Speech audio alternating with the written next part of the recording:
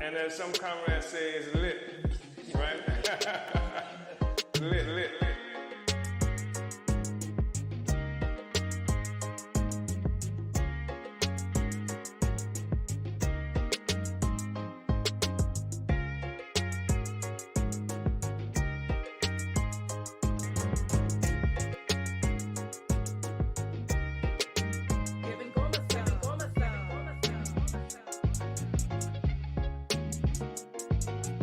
Real, glide, lit.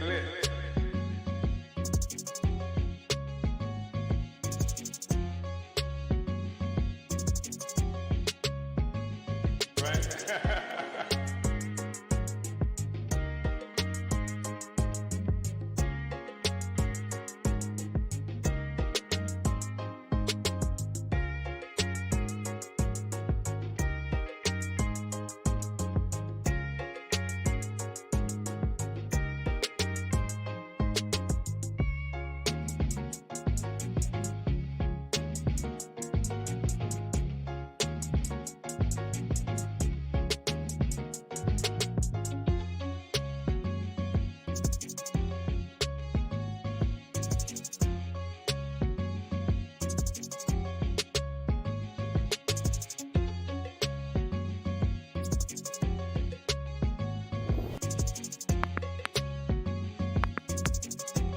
The revolution is lit.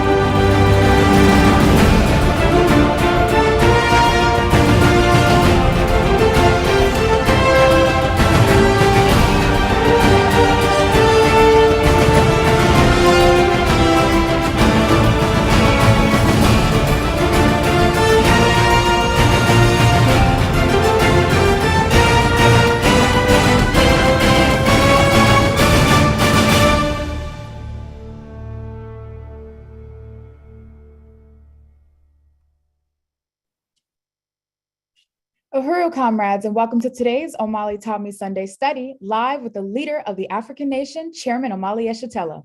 Today is a special study as it's serving as the kickoff of the annual July member fund drive for Black Power 96 Radio, an institution of the African People's Education and Defense Fund, the baddest nonprofit on the planet. Throughout the program, you will be called on to donate to the only radio station that's bringing you African internationalist programming, such as the Omali Taught Me Sunday Study. The theme of today's study is anti-colonial struggles deepen in so-called South America. Throughout the entire world, there are manifestations of crisis, struggle, and fracture. The US colonial empire is unable to rule in the same old way. As Chairman Omali has said, it is the resistance of African and the colonized peoples of the world that creates the crisis for the US. The social economic system of the US is the colonial mode of production in which all commerce and society itself function at the expense of the colonized African and oppressed peoples of the world. Today, we will be speaking with Puca from Ecuador, which was the center of massive uprisings and general strikes led by the Indigenous people, who are demanding an end to the skyrocketing inflation in gas and food prices and an end to government's violent attacks on their movement. Along with the Indigenous people in Ecuador, similar uprisings have been taking place throughout the so-called South America, including Argentina, Peru, Honduras, and elsewhere. Despite the US attempts to assassinate and overthrow the socialist leading heads of states through brutal counterinsurgency, representatives of people's movements continue to come to power in South America.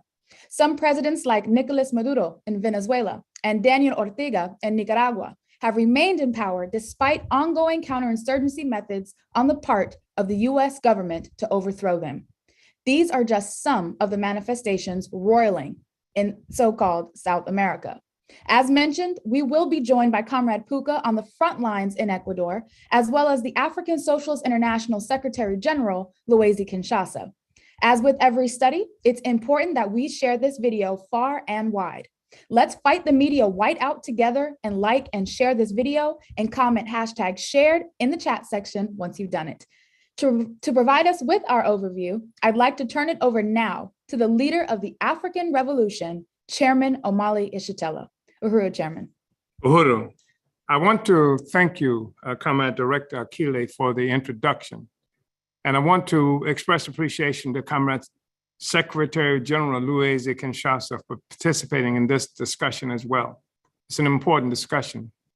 But I think it's necessary to say that this is not a discussion that is simply based on some kind of academic dissertation where people sit behind computer screens and cheer on events that's occurring in the world. The fact is that from our perspective, what we are doing is part of a revolutionary project. It is part of the struggle to change the world. It is recognition that key to change in the world is the organization, mobilization, and ideological and political clarity of the people who constitute the economic foundation, the economic basis for the existing social system. It is what you just mentioned in terms of a colonial mode of production. I wanted to thank Comrade Puka, who is right there in Ecuador, for being with us on today. I know that his wife and others who are part of struggle that's happening there in Ecuador will be with us, and I'm appreciative of that. But I also want to make the point that what we are talking about in terms of Ecuador is not something unusual and spectacular in the sense of the participation of the African People's Socialist Party. The objective here is not to get a lot of likes and even in some abstract way to get a lot of views. What we want to say is that we recognize an absolute immediate relationship between what is happening in Ecuador and what is happening with Africa, African people globally. The fact is that African people, that from our understanding, African People's Socialist Party, African internationalism helps us to understand, in fact, it demands that we understand that we Africans are making the revolution for the total liberation, unification of Africa and African people globally, one. But the other thing that has to be understood by Africans, by certainly members of our party and the Uhuru movement, is that although we are talking about being part of the African revolution, we are also part of the revolution of the Americas. And there's no way to get around that. And that's part of why it is important for us to have this discussion with Comrade Puka to talk about what's happening in Ecuador. The fact is that shortly after the revolution in Nicaragua, where the Sandinistas came to power in 1979, we were there. I was there as a guest of the Nicaraguan Revolution at a major conference that was conducted there. I think the theme was something, si Nicaragua venció, El Salvador vencerá. If Nicaragua could win, this is coming from the Sandinistas, if Nicaragua could win, El Salvador will win. And this was the slogan for that international conference. People came there from everywhere, from Venezuela, which at that time could not be considered on some kind of revolutionary or socialist trajectory. People were there. People were there from Vietnam, and as the Vietnamese came into that extraordinary conference, the support, the standing ovation that came from the participants from around the world was something that was remarkable. So we were there. We were there before that conference. We initiated the first mass public meeting of this in solidarity with the revolutionary struggle in Nicaragua, in Northern California. So it's not just been standing on the sidelines kind of thing that we've been involved in. We've recognized all along that we are part of the revolution of the Americas. We provided the Nicaraguan revolution with all of the resources at our command at that time, as they had actually begun a major offensive there to take power. We were there. We were there when Ronald Wilson Reagan, who was the Donald Trump of his moment, came to power as a savior of the white people of the United States to make America great again, to take back America, to take back Panama, that he characterized as having been given away to the people of Panama by the Carter regime that he had fought against. We were there when Ronald Wilson Reagan was involved in making and pulling together this drug program that where they were changing guns, giving guns to killers who would attack people in Nicaragua, the so-called Contras, counter-revolutionaries. And the same guns, the same planes that were taking guns to Honduras, where a ranch of a CIA agent who was a dual U.S. citizens, along with that of citizenship in Honduras. And they would take the guns off the airplane and give them to killers, to murderers, to kill people in Nicaragua who just wanted to be free, who just wanted to have the U.S. off their backs. And then that same plane, after putting the guns off to the killers, would load up with dope that would come to our community, drugs, cocaine, where they were doing this job of killing two birds with one stone. Making struggle against the revolution as it was emerging and sharpening in South America on the one hand, and then taking the drugs and taking drugs from there and bringing them into the United States to where they were changed from cocaine, transformed from cocaine in laboratories created in the United States and put in the African working class in order to destroy our community and to dull the consciousness of African people so that we wouldn't be able to engage in sharp and serious revolutionary struggle from this front. We were there. We condemned it. We saw Reagan's ugly wife, and I know I'm not supposed to say ugly wife because somehow that's a statement that people want to characterize as anti-woman. It ain't anti-woman, it's anti-ugly, imperialist, colonizer women. And so we were there when Nancy Reagan, Ronald Wilson Reagan's wife, who was made the chief cheerleader of the Don't Say No at the same time where Ronald Wilson Reagan and his CIA vice president, George Herbert Walker Bush, were responsible for putting the drugs in our community on the one hand. And here you have the colonizer, the drug pushers, the main drug pushers in the world, championing anti-drug nonsense in our communities and making money hand over fist. At the same time, they were doing it and shooting more and more resources to murder people who wanted to be free in Nicaragua. So we've always been able to recognize this relationship that exists between the colonized and the colonizer. So I wanted to say that this discussion we're having with Puka and Comrades in Ecuador is not just something that we decided to do, some spontaneous response to uprisings that we've seen happening among the indigenous people in Ecuador. It is part of our recognition as African internationalists of the existence of this thing called a colonial mode of production.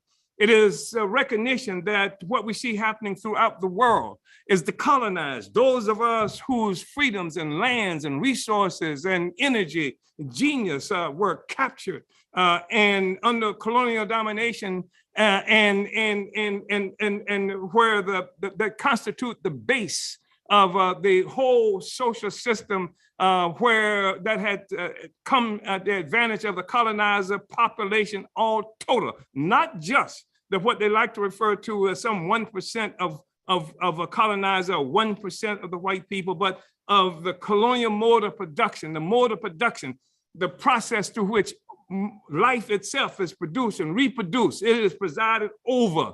It happens within the context of this colonial mode of production, and is presided over by the colonizers globally. So that's something that we understand. That's how we want to help people understand our relationship and what it is that we are doing today. That's one thing that I think is really important to establish. Having said that, again, there are all kinds of efforts being made on a regular basis to confuse the issue, to confuse the oppressed, to confuse people who might otherwise want to be able to unite with the oppressed, unite with those of us who are colonized to overturn this relationship. So the party, for the longest period of time, for 40, 50 years almost, we have been struggling against this notion that has been imposed on our community, this narcissistic imposition of understanding that comes from the colonizer, that says that what we are fighting against is racism, or the fact that white people don't like us. This is nonsense and it's misdirecting. And so this whole struggle against racism that we've been thrust into is something that our party has been struggling with around for more than 40 years now. And it's important to say that because we're talking about a colonial mode of production, not a racial mode of production, but a colonial mode of production. We're not just talking about a colonial policy, a policy from a particular power that might engage in colonialism. We're talking about a mode of production that envelops the entire world. We're talking about a mode of production, the process that brought the whole world, the entire planet Earth, everybody on the planet Earth, every country on the planet Earth, every state that exists on the planet Earth today came into existence as a part of the process of colonizing, stealing Africa, stealing African resources, stealing African people, stealing and then dispersing us forcibly all around the world. That's part of how what we know as Ecuador today came into existence. That's how much of what we know as what they characterize as South America came into existence. Even the concept of an America is a product of colonialism. It's renaming the whole world, renaming African people, renaming everybody else in the world, and making us in a poor image of the colonizer himself. This is the colonizer who created himself as gods of the world, and then created us as poor images of that God. So that's what it is that we are contending with. We are looking at that. So we're not talking about fighting against racism.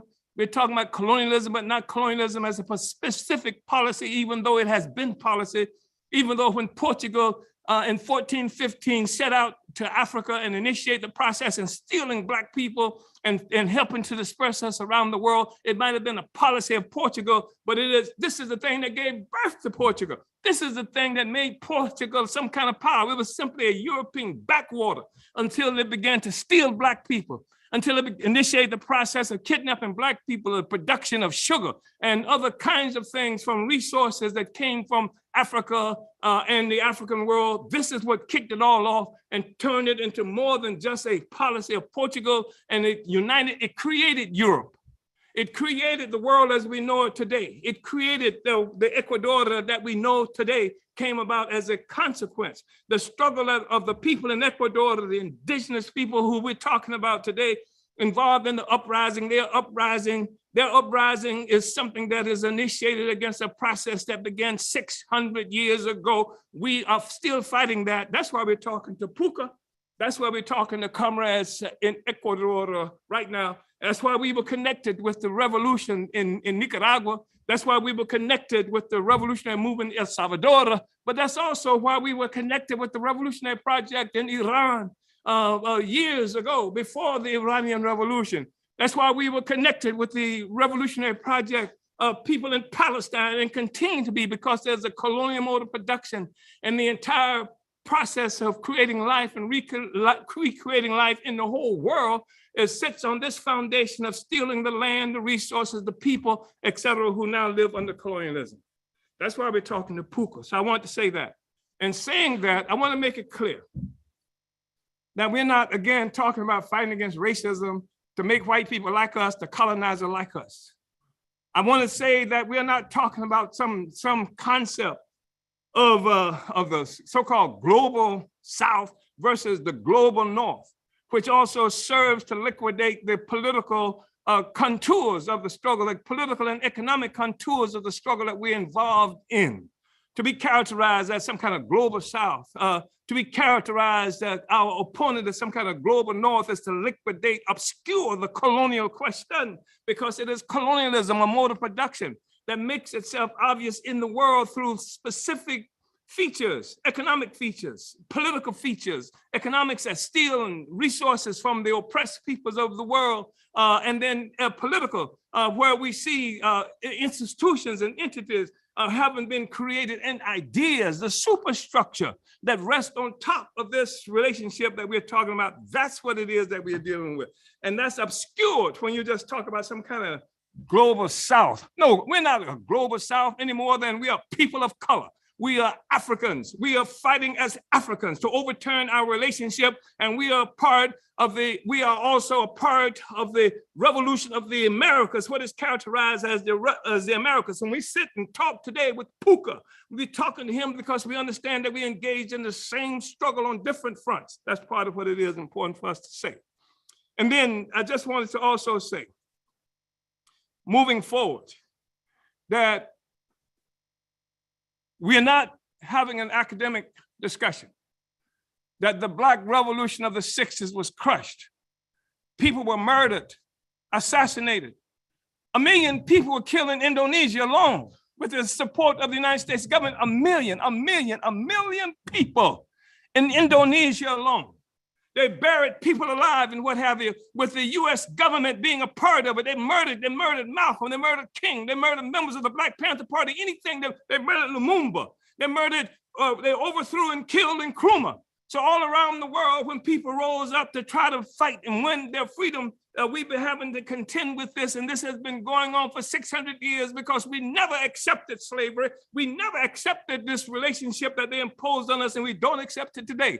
Now we are much clearer than we have ever been in our lives. The African Revolution now has its own revolutionary working class party. The African working class, that's central to the development of our freedom, to change in the world, has its own revolutionary party and has a philosophy that gives it the confidence and the arrogance to understand that the world can be changed and that we have a responsibility to change it. It won't be done for us by any other force. We have to do it. So that's the part of what this discussion is about. I just wanted to say that and to welcome Comrade Puka and to recognize the significance of what is happening with the comrades in Ecuador and to try and contribute to as much support and clarity as we can to this question of what's happening in Ecuador from our base. We are located, the African People's Socialist Party, throughout the world. We are in Africa, and there are people who are participating in this discussion right now who are in Africa. They're in South Africa. They are in West Africa, for sure. They're in Uganda. We are in the Americas. We are in Grenada. People are viewing from there. People are also participating from Trinidad and other places throughout the Americas and throughout the United States, etc. We are in Europe. Comrade Secretary General Luwezi, who will be presenting as a part of this discussion on today from Congo, but is currently in Europe. He's now in England, having lived under colonial domination in the Congo, having left there during the same era of Lumumba, and now he's in England organizing African people from the British front, if you will, of the African Revolution. We are everywhere, and we have to be everywhere because colonialism is everywhere. And to respond to this reality, we have to have an international revolutionary organization. And this is an organization not like any other organization, because this is an organization that has assumed the responsibility voluntarily to be free, to take our freedom by any means necessary, to have no respect for the rules and regulations, the laws and what have you that have been imposed on us by colonialism. We have no respect for them. We recognize that from time to time we have to move in accordance to those so that we don't set ourselves up for destruction, but it's not because we have respect them, it's because we're in the process of getting the power to overturn those relationships and our relationship to those laws. So you have to have a revolutionary party. You have to have a revolutionary party that is comprised of people who constitute the best of the communities, the advanced attachment, that sector that has determined to come together to solve the problems and to lead the people to freedom. This is what's necessary to make revolution. And the colonized, we have a much different kind of situation than most other people because our responsibility recognizing the critical role of the working class among the colonized, the most despised, the most beaten down, the most downtrodden, where the confidence of the people has been under assault forever, where the colonizer has created a sector of the population and holds it up and promotes it and put it out in top of the rest of us, and who function as ideological and political transmission belts from the colonizer to us and our communities. They rot our communities. They rot the consciousness of our people. Now we have had to raise up the working class to its own full stature. And even those members of the working class who might otherwise be going in other directions, we need to help the working class understand what its objective interests are and help the working class to stand up. That's what our party does. Our party arms and informs the working class and puts it in power and organization. It struggles against all the tendencies that have been imposed on our community, that teach us not to have faith in ourselves, that teach us not to have faith in organization, that teaches us to have primary faith in the white ruling class colonizers, and then have faith in his representatives in our community in the form of the African petty bourgeoisie. We're talking about this discussion contributing to overturning a social system, and critical to that, of course, is the fact that the African working class now finally has its own revolutionary party that assumes the responsibility to lead, to win, and has the possession of a scientific advanced revolutionary theory called African internationalism. Uhuru, thank you, Comrade Director. Uhuru, Chairman, just really want to salute and appreciate you for laying out the foundation for today's discussion. And just wanted to remind everyone that this study is broadcasting on Black Power 96 Radio. And today we are kicking off our July member fund drive. We have a $2,000 Omali Taught Me show goal to raise today. And we're calling on you to contribute at blackpower96.org/donate. At any point during this study, you can head over to that site, blackpower96.org/donate, and make your contribution to today's $2,000 goal. The crumbling U.S. empire cannot admit to its own existential crisis, but we will expose it. Black Power 96 is a part of how we do this. So donate today. And to continue on with our program, Chairman mentioned we're going to be speaking with Comrades Puka and Chelsea right on the ground in Ecuador. So we're excited to call on them now. These are our guests right from the front lines in Ecuador. So I want to say Uhuru, Comrade Puka, and thank you for coming on to speak with us today. And to you, Comrade Chelsea, for functioning as the translator in this discussion. So Uhuru, and welcome to today's program. Uhuru. Thank you. So I'm going to just ask a couple of questions to Comrade Puka. And the first one is, what is the situation like in Ecuador at this moment? ¿Qué está pasando en Ecuador ahorita? El movimiento indígena se ha posicionado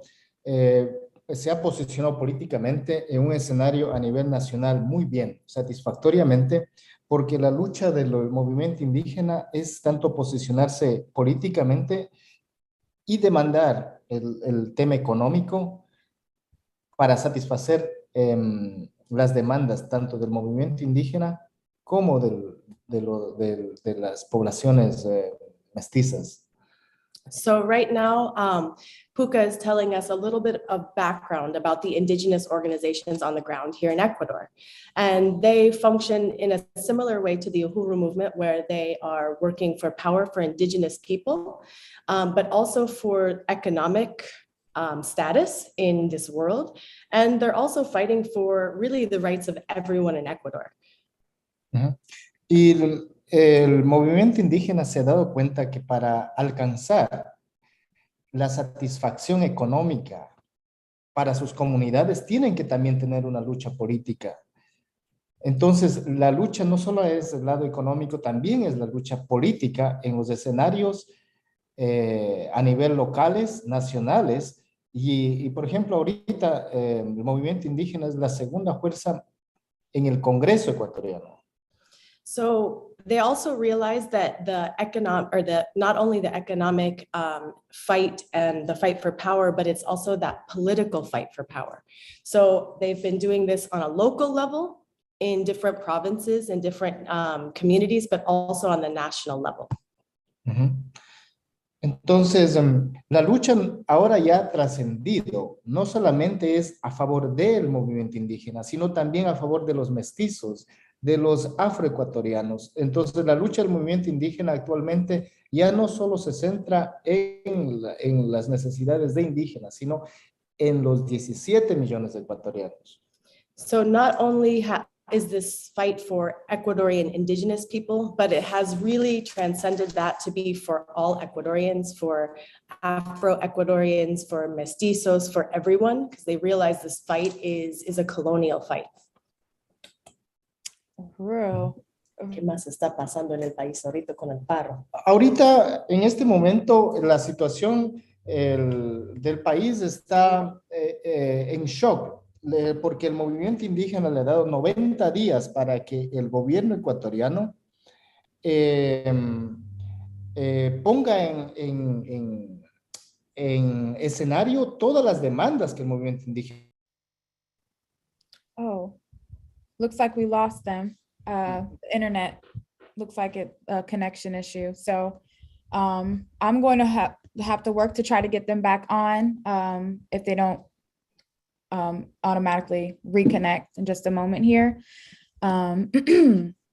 So, but again, this is Comrades Puka and Chelsea on the grounds in Ecuador, talking about the situation in Ecuador at this moment. We mentioned that the uprisings have occurred and some of the basis explanation for why this is happening. And so this is what, we have them back. All right, Uhuru, Comrades, Puka, Chelsea. Uhuru. Entonces, el país ha vivido durante los 18 días de paralización de todos los servicios básicos. Tanto el movimiento indígena ha paralizado todo el país. So starting on June 13th, there was a full country strike and it lasted for 18 days and it paralyzed literally the entire country of Ecuador. Tanto las vías de comunicación, tanto la transportación, tanto el oleoducto, o sea, todos los servicios básicos fueron paralizados. ¿Con qué objetivo? Para demandar de esta forma al gobierno nacional. Es la forma de cómo puedes presionar al gobierno para que realmente sienta esa necesidad de atender a los movimientos indígenas. 18 días que el país ha quedado paralizado en su totalidad. So there was just a complete paralyzation, like he said. The roads were blocked by the Indigenous movement and the mode of receiving food and receiving gas for people to cook on, receiving gasoline for people's cars. All of this was stopped by the Indigenous movement. And what was the reason? Timo said it was because, Puka said it was because this is how you pressure the government to listen to your demands. Y el movimiento indígena tiene una posición triangular. Están arriba la CONAI, que es el movimiento indígena más fuerte, pero vienen las pequeñas organizaciones que en el territorio, en diferentes comunidades, bloquean. Es como un triángulo, ¿no? Que lo que dicen aquí a nivel nacional se refleja aquí y de esta forma se controla todo el país. La Amazonía, la sierra, la costa, absolutamente todo paralizado en su totalidad. So Puka is talking about the organization of the indigenous movements. It's triangular, he said. There's a group that is on the national level, the CONAI, and they work with others that are smaller sects, and they are able to organize on the ground. And this is how they can mobilize the entire country and all of the indigenous people.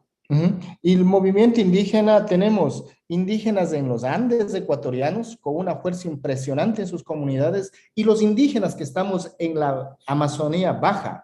Entonces se fusionan las dos, tanto los indígenas en los Andes como los indígenas amazónicos para de esta forma poder presionar al gobierno ecuatoriano. So there are two major indigenous groups, those from the Andes Mountains in Ecuador and those from the Amazon. And these groups work together and they create a really just amazing force of power. And they are able to organize together. Without working together, this wouldn't be possible. And then they are able to really get out on the streets and make and create pressure that the government cannot deny and has to listen to. Uhuru, thank you so much for this overview of what's happening on the ground there, Comrades Puka and Chelsea.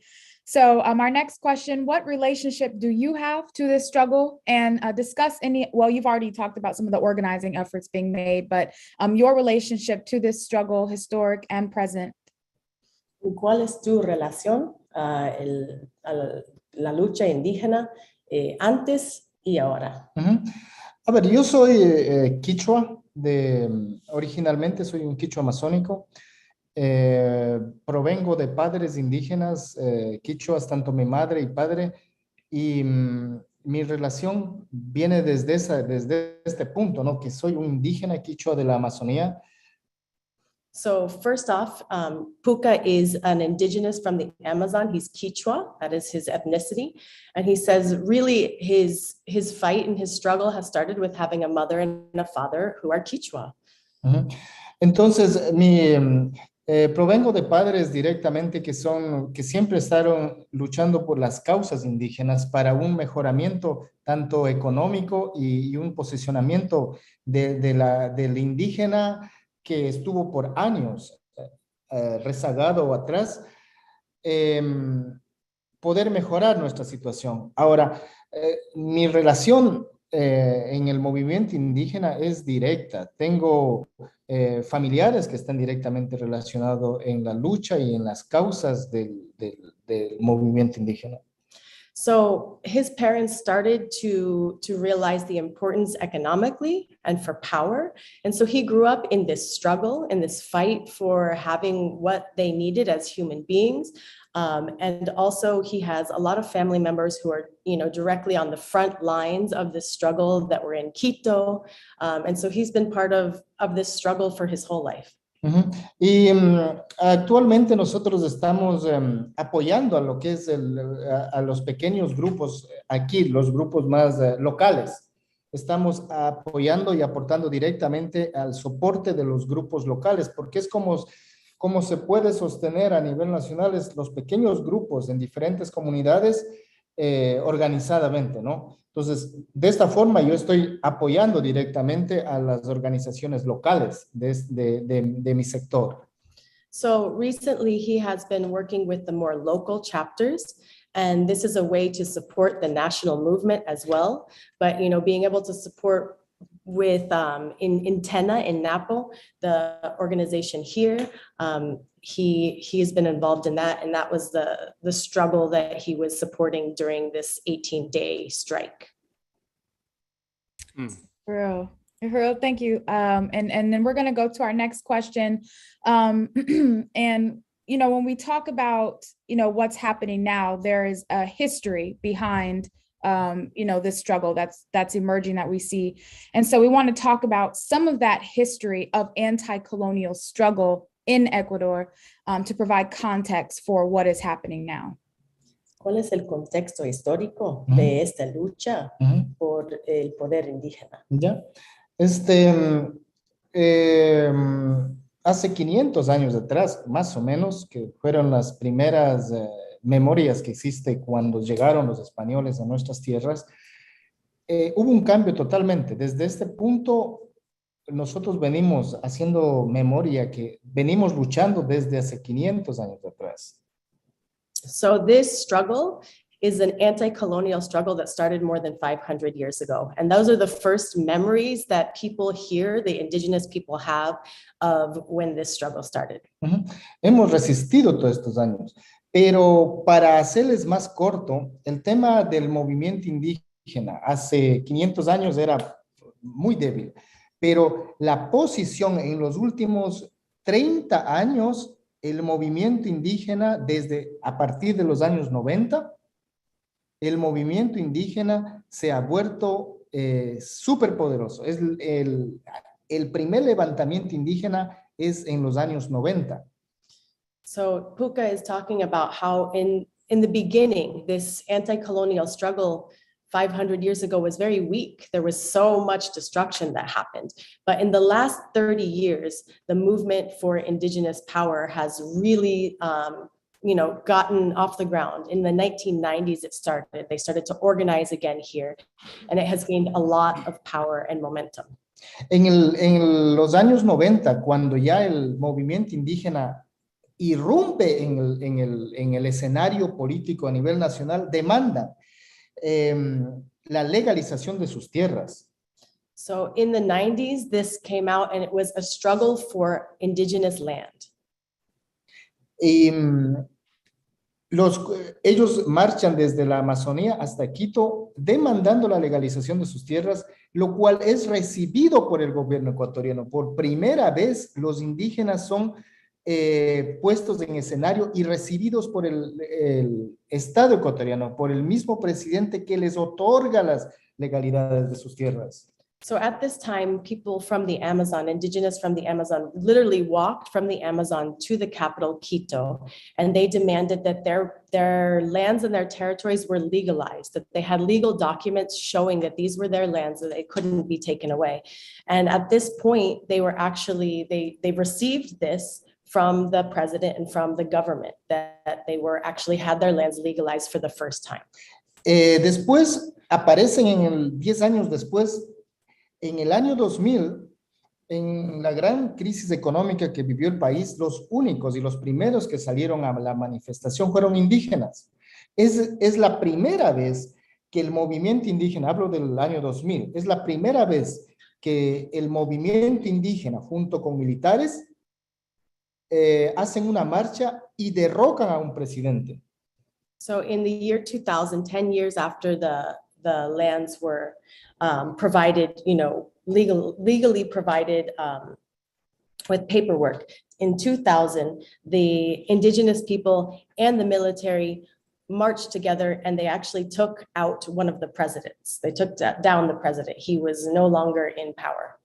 Y 5 años después, nuevamente el movimiento indígena capitaliza más poder y en el 2005 nuevamente derrocan al expresidente Lucio Gutiérrez, pocos años después. And 5 years later, it happened again.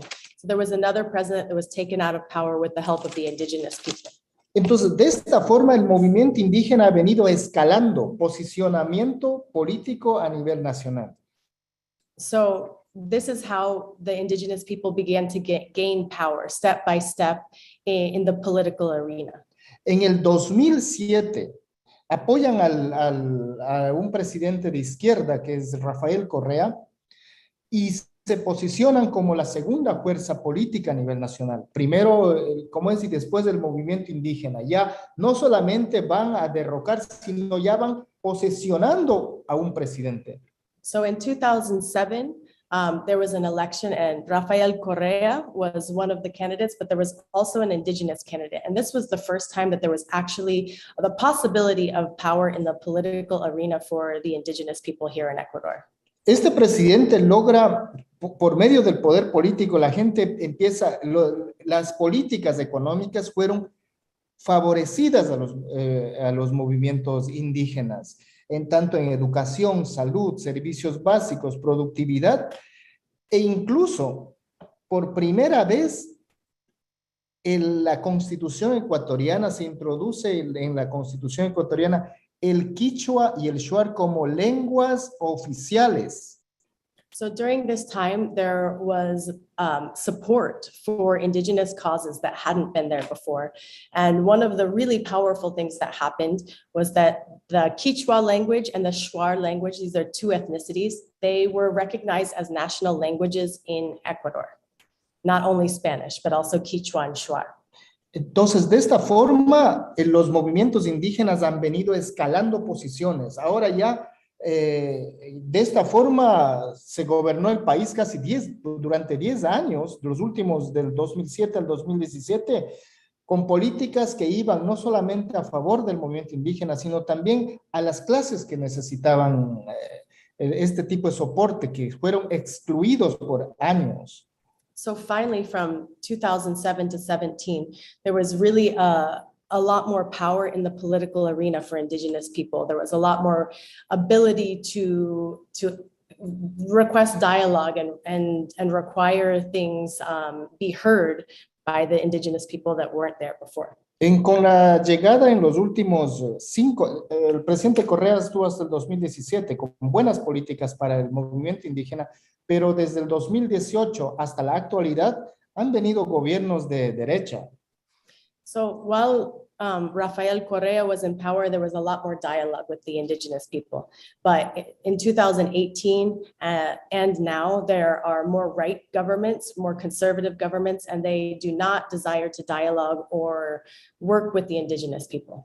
Y en este último año, el movimiento indígena ha pasado de ser, o en los 2 últimos años, te podría decir, de ser solo ¿cómo es? Ya a poner a un presidente. Hace un año atrás, el movimiento indígena puso un candidato a la presidencia de la República de Ecuador, lo cual quedó en tercer lugar. So the last election was about a year ago. And during that election, it was really a historic moment because an indigenous person ran for president and he was in 3rd place, which is amazing because that had never happened before. Y actualmente están buscando eso. El movimiento indígena está nuevamente en vísperas de buscar este posicionamiento del poder indígena en el Ecuador. Estamos a vísperas de ver un momento histórico en el que podamos los movimientos indígenas tener a un presidente indígena en nuestro país que gobierne desde las necesidades de nuestras comunidades. So now really it's amazing to see that all of this hard work is bringing about the possibility of indigenous power in the political realm. And the goal of that is to receive what is needed for indigenous communities. So indigenous power to bring about indigenous rights in the communities and have representation in the government and in the politics. For real. And we're coming down to our last question. And this one is, what are the demands of the indigenous people there and how are they distinguished from what has generally been considered progressive in the past? ¿Cuáles son las demandas del pueblo indígena y las organizaciones indígenas y cómo son diferentes de como ideales más progresivos que han estado en el país? Dime otra vez. ¿Cómo está? ¿Cómo son las demandas de las organizaciones indígenas y cómo son diferentes de los progresistas en el pasado? Lo que pasa es que nuestras comunidades, por ejemplo, hablamos de la Amazonía. En la Amazonía yacen las principales reservas de petróleo. Yacen las principales reservas de petróleo, de minería, bosques, se conservan en nuestras tierras. ¿Y qué sucede? Que todos estos recursos son extraídos y se van a las grandes centrales, Quito, Guayaquil, a las grandes ciudades y son manejadas no por movimientos indígenas. Entonces, las comunidades indígenas, y de hecho, lo que reciben en las comunidades es cero, poco beneficio para las comunidades. So speaking of the Amazon, one of the demands is that the petroleum comes out of the earth in the Amazon territories, as well as mining, gold, things like this. And if they go to the big centers of the country, to Quito, to Guayaquil, and they are not run or controlled by indigenous people. So the indigenous people receive very little benefit for this, but it comes out of their territory and it also damages their territory. Sí, por eso es que hay esta desigualdad entre lo que la gente indígena demanda y lo que realmente las organizaciones y el servicio público les da. So there's a really big discrepancy and inequality for what the people are demanding and what the government is giving them for resources that are coming out of the territory of indigenous people in the Amazon. For real. So that will wrap up my questions. And I just really want to express appreciation for Comrades Puka and you, Chelsea, for being a part of this in Ecuador, right? We're hearing this right, from where this is occurring. So we're really appreciative of having this a part of our program. Before we, say our goodbyes, I just want to ask if there is anything that you or Comrade Puka wanted to just pose to the chairman. And Chairman, I don't know if you had some comments you wanted to give Comrade Puka as well. ¿Tienes algún comentario, pregunta, algo más que quieres decir? Ya que las comunidades y como un indígena más aquí en Ecuador es que nosotros estamos vigilantes de lo que está pasando. Estamos, nosotros decimos en vigilia, estamos despiertos, estamos en pie de lucha, como se dice, para exigir nuestras demandas, que no con el fin del paro no se ha concluido, que nosotros recién estamos iniciando este nuevo proceso, que estamos en una pausa temporal, pero que estamos despiertos a las necesidades que tenemos y que hemos exigido al presidente de la República. So Puka wants to say, as indigenous communities and as an indigenous person in Ecuador, everyone is really paying attention to what's going on. Just because the strike has ended doesn't mean that the fight or the struggle has ended. This is really just the beginning. And so they are paying attention. The president has 90 days to complete all of the things that they have decided on after this 18-day strike. And so they're all paying attention. They're ready for the next step. And he is here really paying attention to what's happening because he knows that there's a lot more work to be done. Y el movimiento indígena, yo personalmente he podido ver que cada vez está escalando mucho más. Antes no imponía tanto autoridad y ahora, en estos 18 días que hemos vivido, las fuerzas del movimiento indígena, el poder indígena, se ve con mayor fuerza, con mayor representabilidad en el escenario político y social del nuestro y tanto las comunidades.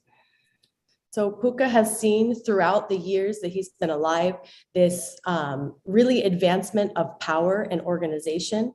And he's really impressed with what's happening because in the last 18 days, he saw really this strength and ability to hold power and to not back down in the face of the government, in the face of this colonial struggle.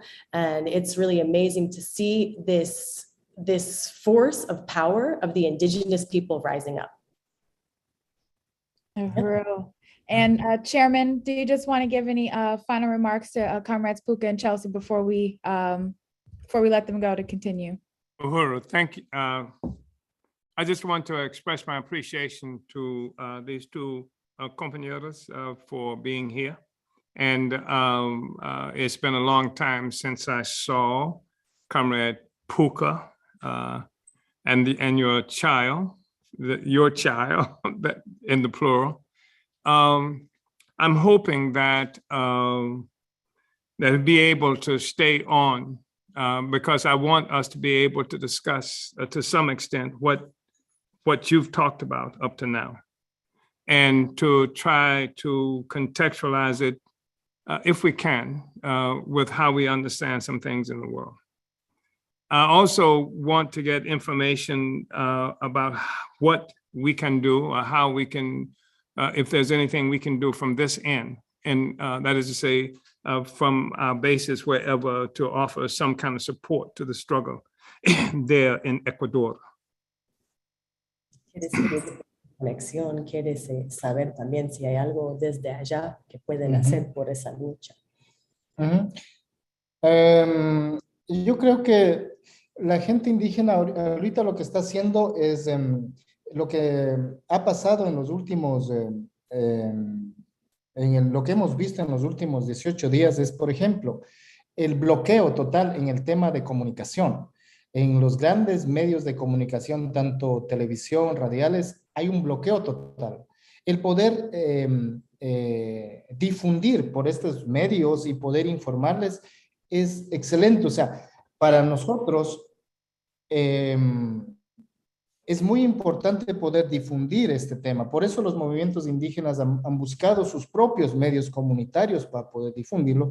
Entonces, poder tener este tipo de conversación nos ayuda para poder extender y explicar las necesidades y que ustedes allá en Estados Unidos puedan ver de primera mano lo que los medios nacionales no los reflejan. So he said, thank you for that. And also that one of the best things that we can do as a community in this anti-colonial struggle is that there's no information on the main media channels. They're completely blocking everything that has happened. So Indigenous people here have found their own media, their own radio stations, their own social media, just as the Uhuru movement has done. And that one of the best things to do is things like this that we're doing today, to have people actually hear what's going on from the mouth of somebody who has been here through the struggle, and to continue sharing, sharing what's actually happening, because there's just really no information internationally about this struggle in Ecuador. Uhuru, comment, Director. Uhuru, Chairman. I would also just like to say that even when we hear about the growing strength of the Indigenous movement, it appears to us we're hearing about strength that is growing within the colonial context, that we hear about the land of the indigenous people being able to legalize some control of land, but all the land is the land of the indigenous people. Colonialism created laws after taking the land, and now the colonizer says that we will give you permission legally to have some of the land. One.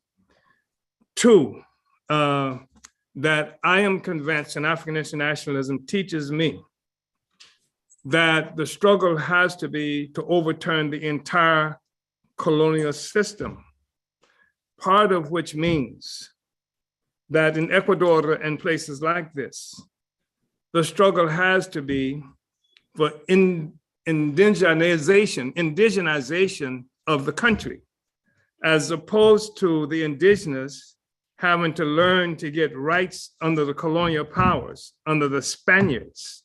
Those who live in Ecuador, the power of the indigenous people has to require ultimately, no, we can't do it today, but ultimately the power of the indigenous people has to require that the Spaniards, that those colonizers be indigenized and become part of the indigenous community of the people in Ecuador.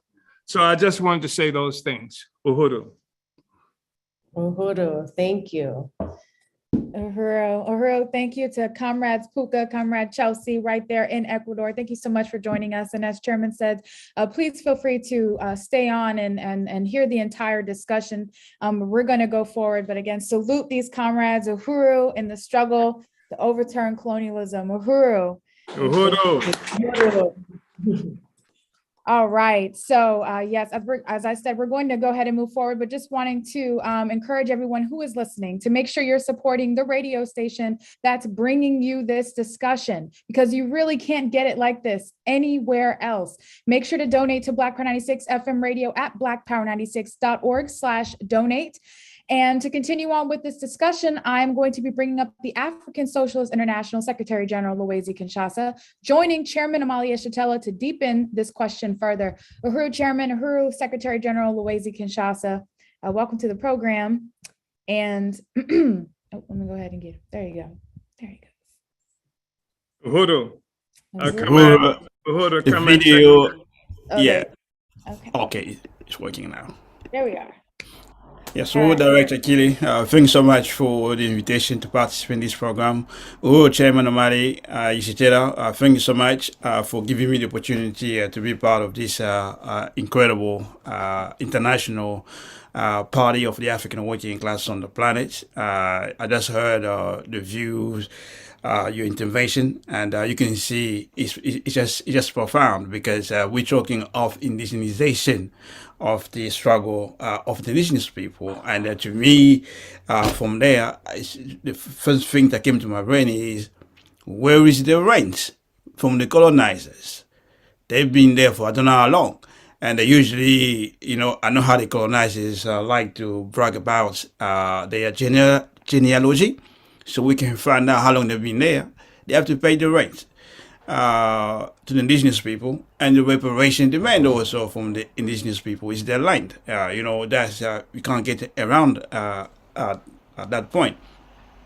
And one thing is clear, absolutely clear, is that the United States government or United States imperialism is on the defensive, because all the gains the comrades are going to make or are making in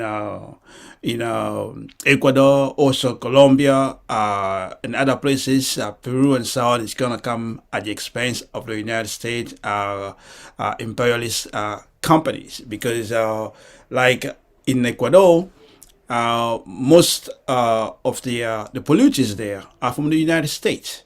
When you hear the comrades talking about protecting the land of the indigenous people, who's stealing the land there at the moment? Who's taking the oil there? The United States corporation, Chevron, is one of them. Also, the company that Chevron has acquired, I think it used to be known as Texaco, is one of them. So the struggle to control the economy. They used to have their own economy.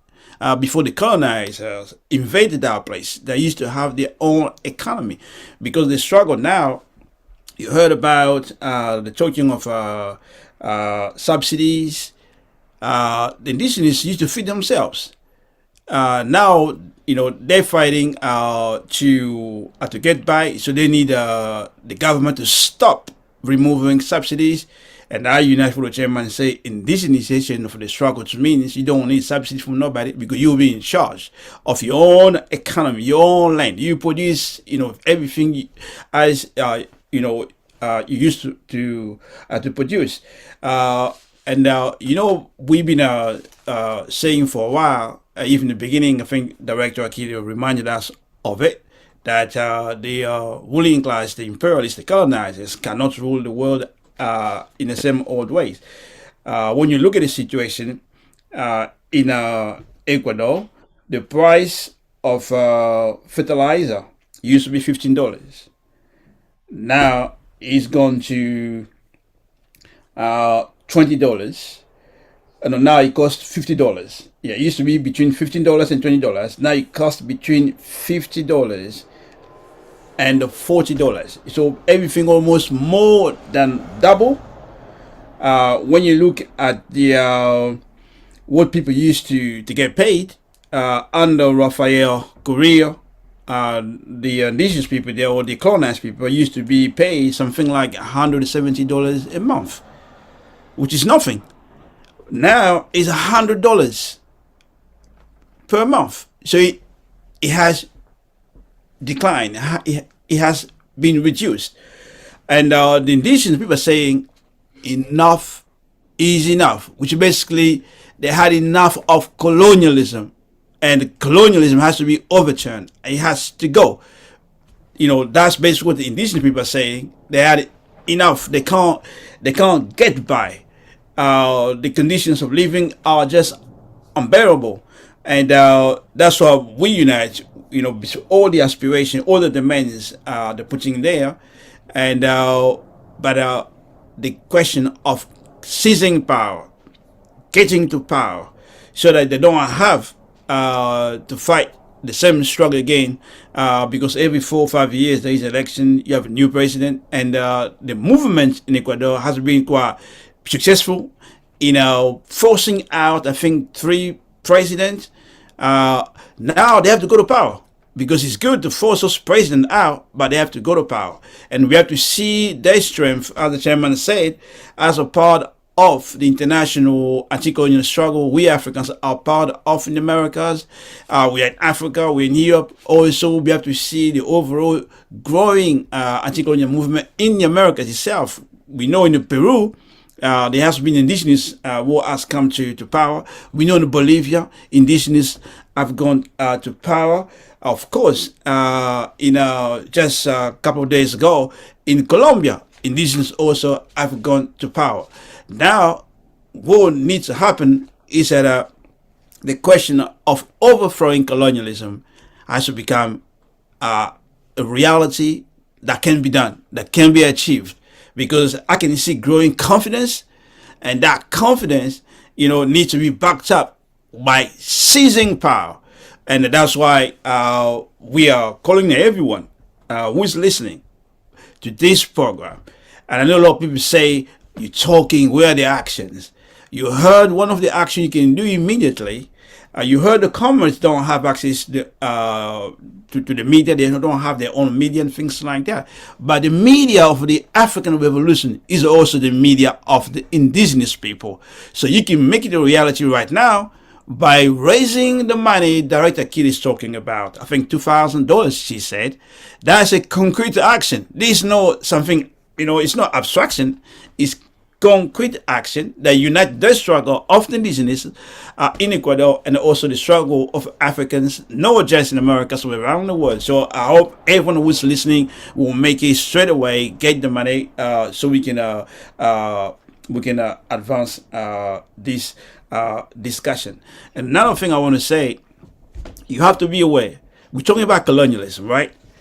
And colonialism, I just want to remind everybody, is a crime against humanity. It's a permanent crisis against humanity. This is what African internationalism teaches us. That's what Chairman Omali Yeshitela has been teaching us for decades. Is crimes against humanity. We didn't wait for the UN, to say anything about that. We know it's genocide. We know that our history teaches us that.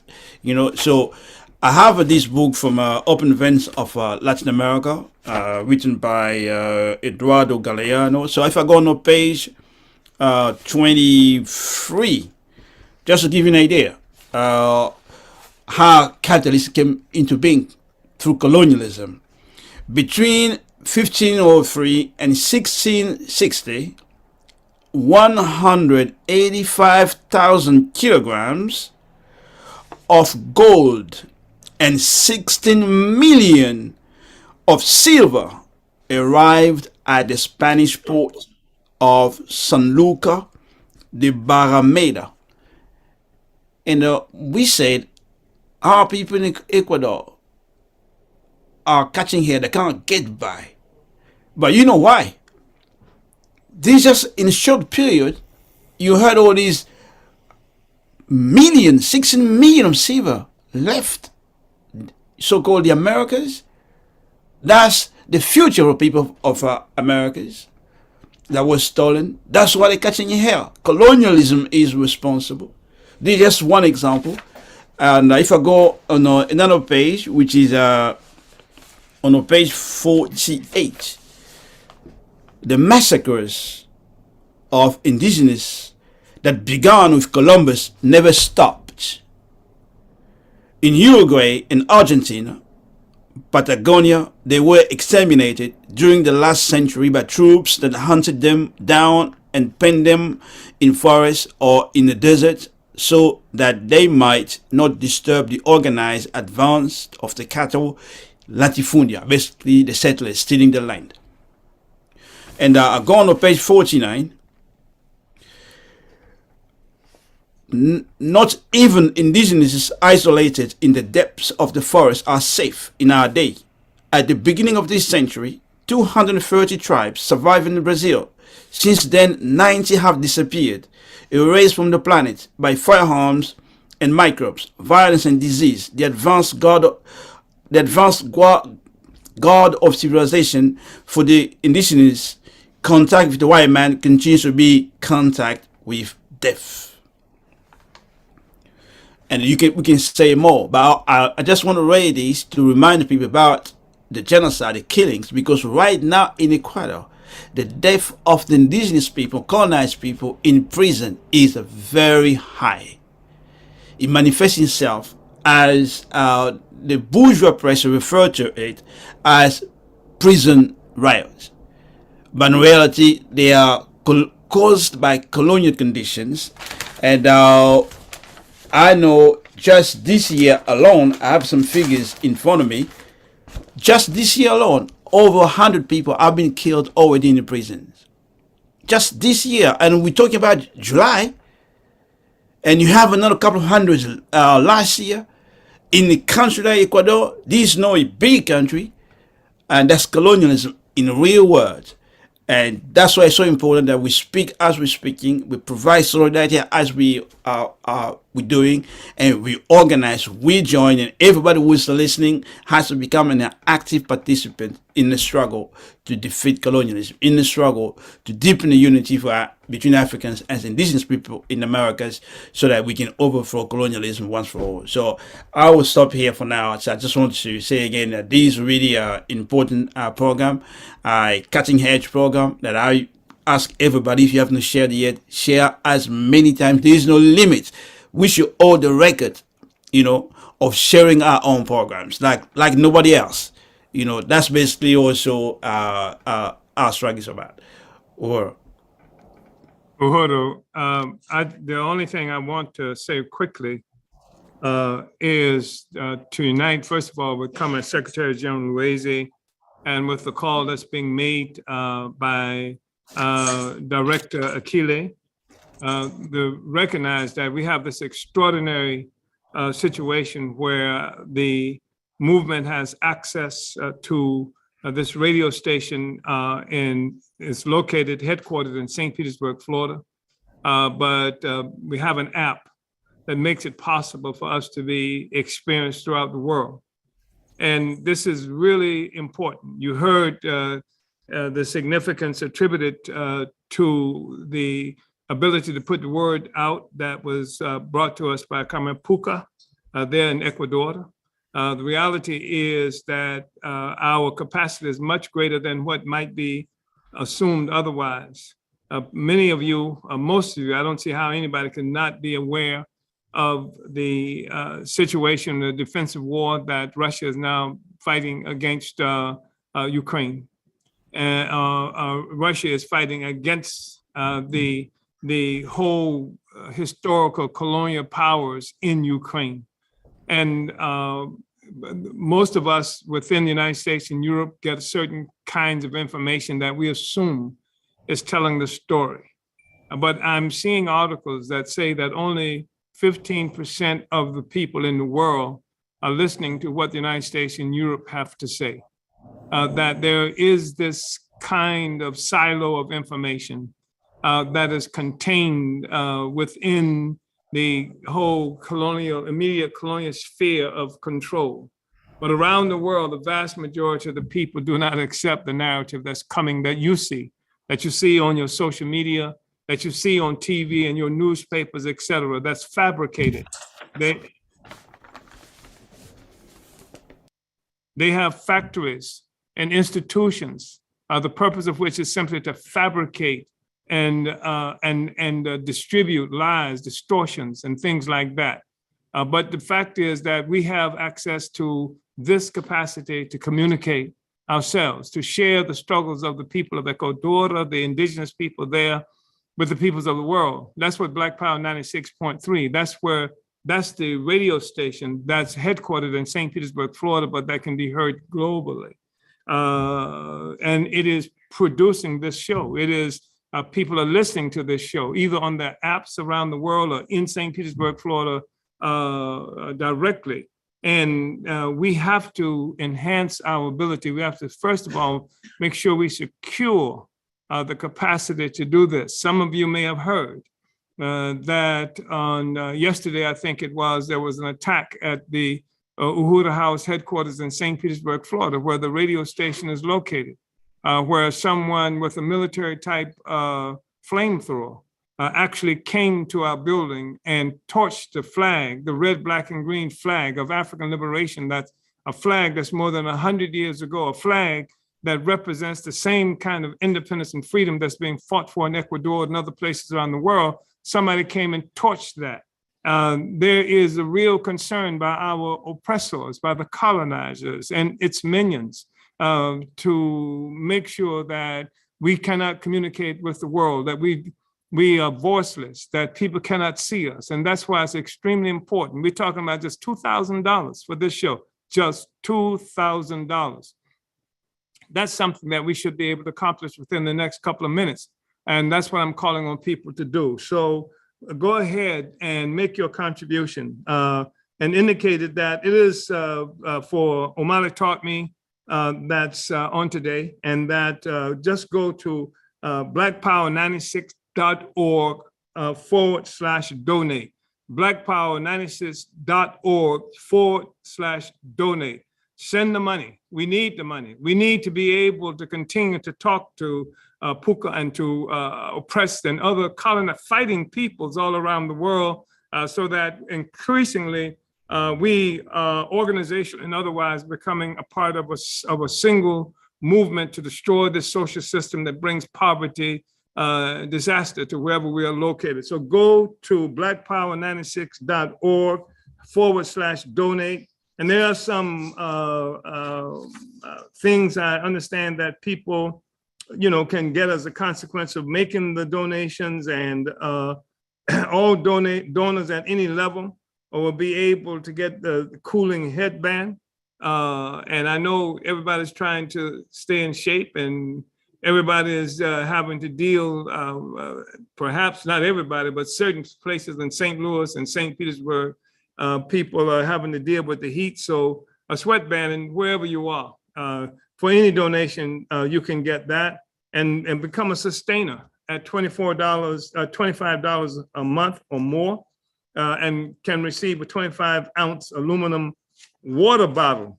So that helps your sweat too. And then there's a special premium thank you gift for those that can contribute $100 or more today. We can get you a signed copy of the otherwise out of print book, Quotations from Chairman Omali Yeshitela, and a special premium thank you for those who can contribute $200 or more. So there's a vintage poster from the party's Oakland years in the 1980s, passing the torch, featuring Huey P. Newton and me. It's 16 by 24. It's in excellent condition and printed on sturdy glossy poster paper. So just for the $200 contribution, you can get this. So this is a call again. Support this radio station, support this movement, become more than just some armchair revolutionary. And if you can't do anything else, if you can't hit the bricks, we're going to be in the streets here in St. Louis every day, distributing information, organizing people on the ground. We're doing this every place we can. That's what we do. But if you can't do those things, the minimum you can do, and whether you do it or not, you can make a contribution. And so that's what's being called. Go to Black Power, go to Black Power, I'm sorry,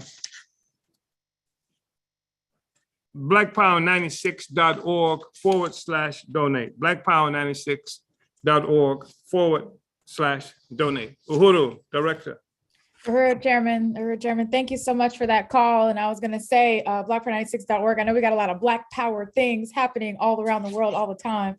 So yeah, I just want to join and echo in that call and want to keep this discussion going. We will be taking questions. And as I understand it, there is an in-person studio audience right there in St. Louis. So we do want to be able to hear from people. But first, before we do that, I'm going to just jump on the train that Chairman has already began with the pitch calling on you to donate. We also want to acknowledge some forces who have begun the process of donating to help us reach this $2,000 goal. As mentioned, Omali Taught Me airs on Black Power 96 Radio in St. Petersburg, Florida, and it streams on our app, the Black Power 96 mobile app. You can download it and listen to it anywhere you are in the world. Download that app or go online to blackpower96.org. And we are kicking off this July member fund drive. This marks 5 years of Black Power 96 being on the air. And of course, even before Black Power 96 got its formal start, we had Uhuru Radio that led us to this process. So we have been, working extremely hard to be able to, really capture any form of communication in the distribution of African internationalist thought, trying to capture every platform, every means by which we can make this possible. So we have our Black Power 96 FM radio station. And again, we had just turned 5 years this year, along with the the overall Uhuru movement's, incredible history, 50 years of relentless history, where we have 5 years of relentless Black Power 96 revolutionary radio under our belt.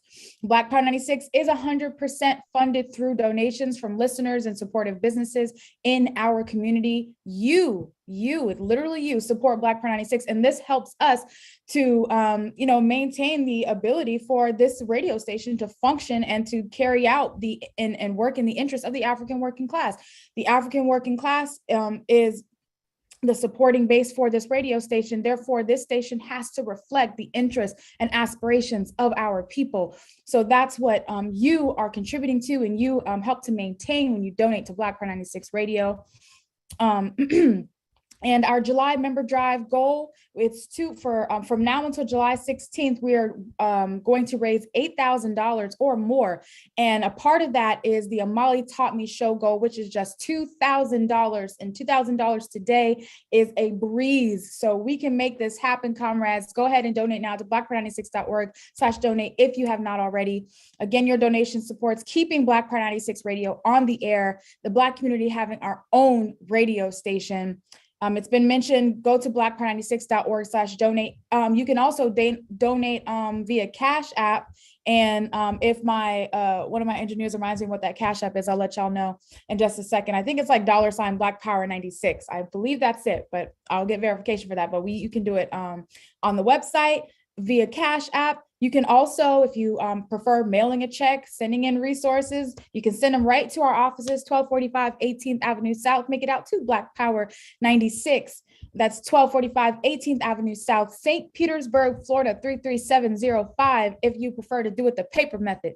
So we have a couple different methods for you to be able to contribute to your own radio station. If you're in St. Pete, you're listening right now, if you're in the Tampa Bay area, come down to St. Pete, knock on the door. There is going to be somebody in this studio all day, taking calls, taking pledges, taking donations. So come chat with us, see us later today if you're in this area.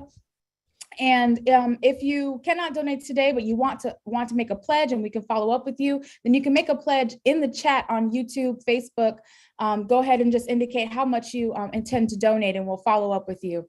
And everyone who donates will receive a Black Power 96 supporting member card and some special thank yous. So Chairman just went through what those thank yous are, but let's show you what they look like, just so you can be energized to really donate. So all donors at any level get that Black Power 96 cooling headband. So as mentioned, in some places it is real hot. The crisis of colonial capitalism has created a crisis within the climate. So we're experiencing extreme heat levels. And so in order to combat that, you have this cooling headband, and you can also sport what radio station you listen to. So the Black Power 96 cooling headband goes for all donors at any level if you donate today. If you become a sustainer at any level, sustainer is a donor who gives every month a recurring payment that comes out of your account every month to support the radio station. If you've become a sustainer at any level, choose monthly when you donate. You can get this Omali Taught Me notepad. So while we're in this discussion right now, I have my notepad here. And as the chairman talks, I like to just jot down little points, jot down little quotes, or maybe questions that I have that I want to pose. So the Omali Taught Me notepad is something you want to have, especially during these studies. So if you become a sustainer at $25 a month or more, you get this 25-ounce aluminum water bottle. So this is really great, not just for heat, any gym rats or anything like that, but also just to stay hydrated. Water is needed all the time. So you can have this, again, 25-ounce aluminum water bottle if you become a sustainer at $25 or more today. For the Omali Taught Me show, this water bottle can be yours. And we have some special premiums, as mentioned. The first one, if you donate $100 or more today, and this is first come, first serve, we only have a limited supply of quotations from Chairman Omali Yeshitela, but not just the quotations as it's in and of itself, but an actual signed copy of the quotations from Chairman Omali Yeshitela, the little black book, the thing that you can point towards any question you may have around socialism, about Pan-Africanism versus African internationalism. You can refer to a quote from Chairman Omali Yeshitela to help break this down for yourself or anybody else that you're organizing in your community. And again, this is an item that is signed by the leadership, Chairman Omali Yeshitela. So you can have that today if you donate $100 or more. And the last premium gift, straight from the party's archives, is a vintage poster from the party's Oakland years in the 1980s, passing the torch, featuring Huey P. Newton and Chairman Omali Yeshitela. This is an actual image of the chairman and Huey P. Newton at the Oakland Uhuru House as part of one of the last speeches of Huey Newton. So this poster, that's an actual image from this time period. It is 16 by 24 inches, so it is of really great size, and it is a vintage poster, but it's in excellent condition, printed on sturdy paper. And I mean, it is a beautiful statement piece. And right here it says, complete the Black Revolution of the 60s. That's the task of the African People's Socialist Party. That's the task that Chairman Omali Yeshitela assumed over 50 years ago. So you do not want to go without that poster. Again, these are archived items. They will not be available for much longer. So you have to get them while you can. So donate $200 or more today, and this poster can be yours. And I want to go ahead just briefly recognize who our sustaining members of Black Power 96 are. We have the chairman himself is a Black Power 96 sustainer.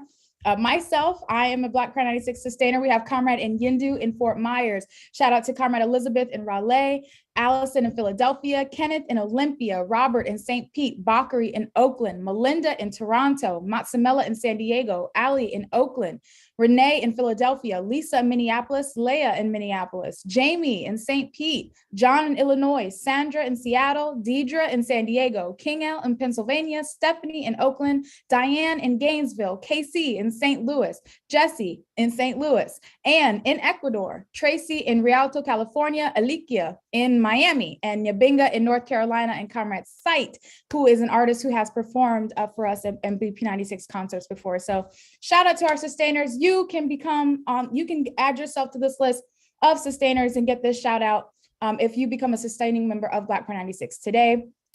Again, these are supporters who have been given a monthly donation for a year or more, and we encourage anyone who is not already a monthly sustainer to consider giving that kind of consistent, reliable support to the station, $5, $10, $25 or more a month. And to go acknowledge some of the forces who are making this goal possible. And we're almost there, comrades. I'm like, woo, shocked. I've been doing all this reading and neglected to say how much we have raised so far. So first want to shout out Comrade Jamal, who became a new $10 a month sustainer, Uhuru, Comrade Jamal in Moorhead, Minnesota, with a $120 contribution through his sustainership. So he said, the office of the chair sent me Uhuru comrades, keep up the great work, the music, the news, the Black Power. We need it. We also have Comrade Ikenge in St. Louis, Missouri, the chief in the office of the chair with $25, Uhuru Comrade Ikenge. We have Comrade Lisa in Minneapolis, Minnesota, also on the tech right now with $100. So Uhuru Comrade Lisa.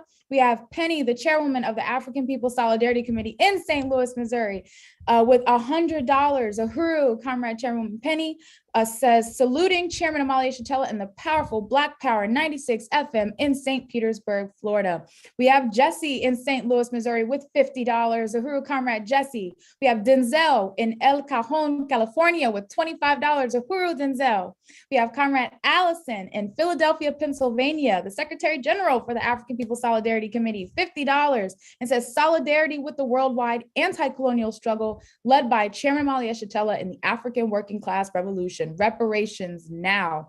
We have Comrade Kitty in St. Louis, Missouri, $50. Saluting the powerful programming of Black Power 96, the voice of the African working class is changing the world. Uhuru, Comrade Kitty. We have Comrade Wendy in San Diego, California with $25. Uhuru, salute to Comrade Wendy. Comrade Leah in Minneapolis, Minnesota, $100. Uhuru, Comrade Leah.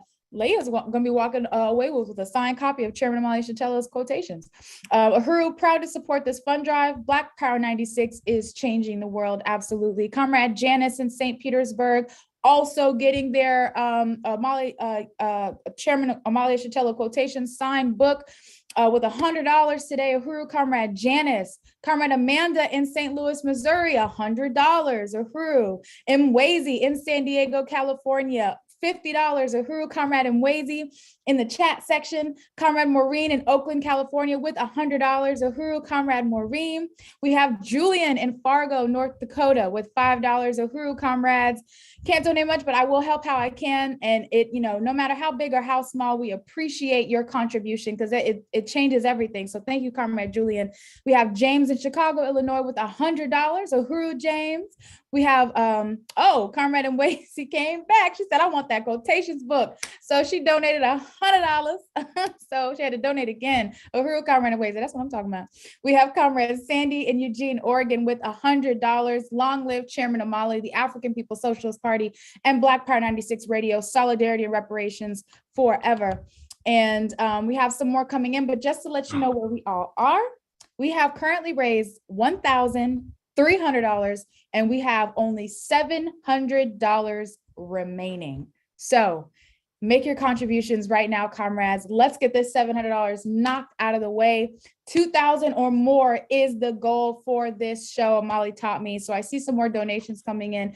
We'll acknowledge those comrades in just a moment, but really, really just want to appreciate everybody who's donating, making this goal possible, and supporting Black Power 96 Radio, which is bringing you this powerful program today. So Uhuru, and I kind of like bypassed some other announcements. I know I need to go through some of the other ones. So let me quickly just go to slide 9, Lisa, if you can bring us back up. So I can tell you about some ways you can stay tuned and during the whole fund drive for the special programs. So you don't want to miss Diasporic Music with Norman Otis Richmond, aka Jalali, today at 2 p.m. Eastern Time. And the Black Power Talks radio show and podcast will have a special live episode Thursday, July 7th at 5 p.m. Eastern Time. Community members will be speaking out about the housing situation in St. Petersburg, Florida. And tune in to Black Power 96 Radio at 96.3 FM in St. Pete, Florida, or stream on blackpower96.org and the mobile app to catch these special programs for the July member drive. And you can check out the full lineup of shows at blackpower96.org. And make sure you like and subscribe to the Burning Spirit TV on YouTube to catch every episode of the Omali Taught Me Sunday Study, and support the Omali Taught Me show by donating at paypal.me/Omali Taught Me. Uhuru Tours and Speakers Bureau is an institution of the African People's Socialist Party that coordinates events and tours for Chairman Omali Yeshitela and other party speakers and leaders. So book Chairman Omali and other Uhuru movement speakers for your campus or organization now. And you can do that by emailing info@uhurutours.com or call 727-914-3621. And for the remainder of our events throughout the Uhuru movement, you can go to theburningspear.com/events calendar to check out everything we've got going on in the Uhuru movement. So, all right, comrades. So that's our first round we got going on. We're gonna want to just bring it to the questions and discussion portion so that the chairman and Secretary General Luwezi can take these incredible questions that you have coming in for us. And let me go ahead and get our first one. This question, some questions came in for comrades Puka and Chelsea, but this one's coming from Comrade Diop on Facebook. Says, in the past, the typical expectation of electoral reform in colonial countries has been to be able to sell resources to other countries in a fashion that produces job and other forms of economic development or GDP increase in said country. Can you say how and if the aim of African internationalism would create a different scenario? Uhuru, great study. Thank you. That's from Diop, Comrade Diop on Facebook. Yes, we're coming up. Just want to say that basically, just to make it clear that we are not against reforms and things like that. Ongoing struggle for people to improve their livelihood and to make life better and things like that. But what is really important for us is that everything that's happening must be linked tight to the strategic trajectory of the revolution. We want the workers to come to power. We want Africa and African people to be involved in this revolution. We want to create and consolidate the African nation. So everything we do is informed by the long-term goal, which is to complete the Black Revolution, which is to create the African nation under the leadership of the African working class. So we're going to get involved in all kinds of reforms, going forward, fighting for this right to be improved. But we are the ones who make sure opportunism never prevail, because people will join the struggle for various reasons. But as long as the African internationalists are there, our job is to make sure opportunism never takes control of the overall direction of the movement, which means that we don't sacrifice the long-term interests of the revolution for short-term gains and things like that. That's why building the party is so fundamental, that we can fight against every single of opportunism, including what the chairman refers to a lot, including the sincere opportunism, which is always around the corner. You see, and that's really important. So electoral reform, you already know back the experience of the Black is Back, and also the experience from the party's perspective, that we can go on an electoral arena to advance the demands of the African working class, to open more space, to capture more space, to bring more people into the struggle. But in the meantime, we never forget that what we're fighting for is take control of the whole thing. The workers who produce all the wealth in society must be also the one who control the government and the things like that. Of course, the GDP will change. We will never improve the GDP satisfactorily as long as the workers are not in power. But when the workers are in power, it means all the wealth, everything's being produced, is being run by the workers.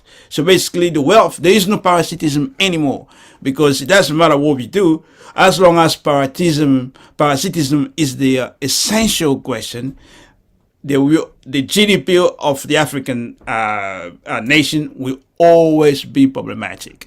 And that's why, we do make it clear, to people understand that parasitism is the essential question. That's why colonialism has to be overthrown, and then the GDP will make sense for the African working class, for African nation, generally speaking. So that's what I can say, Comrade Job.